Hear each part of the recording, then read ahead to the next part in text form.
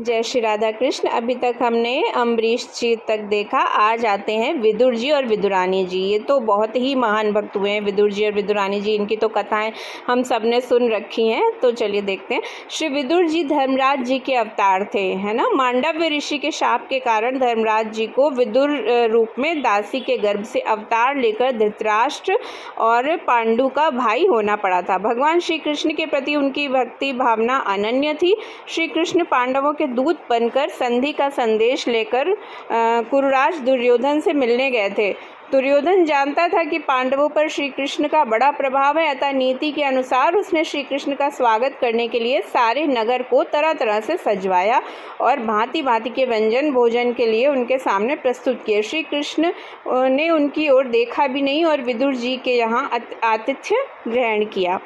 तो भक्तमाल के टीकाकार जो हैं वो श्री प्रियादास जी हैं। तो प्रियादास जी महाराज जी ने जो श्री विदुर जी और उनकी धर्मपत्नी के चरित्र का वर्णन इस प्रकार किया है। कवित्त है, बहुत ही सुंदर कवित्त लिखते हैं श्री प्रियादास जी। नाते ही विदुर नारी अंगन पखारी करी, आई गए द्वार कृष्ण बोली के सुनायो है।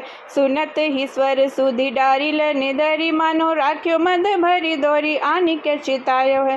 डारी दियो पित पट कटिला पटाय लियो, हियो सकुचायो वेश वेगी ही बनायो है।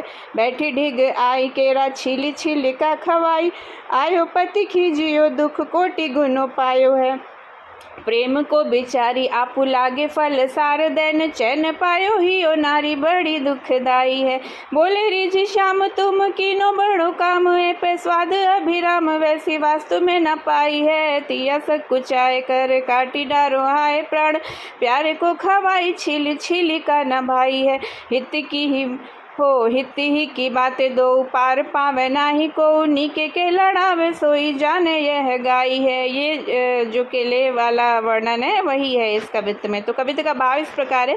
जिस समय भगवान श्री कृष्ण विदुर जी के दरवाजे पर पहुंचे उस समय उनकी विदुरानी जी जो थी वो स्नान कर रही थी। आते ही श्री कृष्ण जी ने बाहर से आवाज़ लगाई और विदुरानी जी ने सुनते ही श्री कृष्ण की आवाज़ पहचान ली और सुध बुध भूल गई, जैसे उन पर कोई आकर्षण हो, और वो बिना वस्त्रों के ही दौड़ पड़ी और किवाड़ खोलकर भगवान के दर्शन किए। भगवान ने जब उनका ये हाल देखा तो झट से कमर से लिपटा हुआ पीताम्बर उनके शरीर पर डाल दिया। अब विदुरानी जी को होश आया, वो बड़ी लज्जित हुई और जल्दी ही अंदर जाकर वस्त्र पहन कर आई। इसके अनंतर श्री कृष्ण भगवान जो है वो पास आकर श्री कृष्ण के पास वो आकर बैठ गईं और खिलाने के लिए लाए हुए केलों को छील छील कर प्रेम में बेसुध होकर उन्हें बेसुध होने के कारण गूदे के स्थान पर गूदा खुदखारी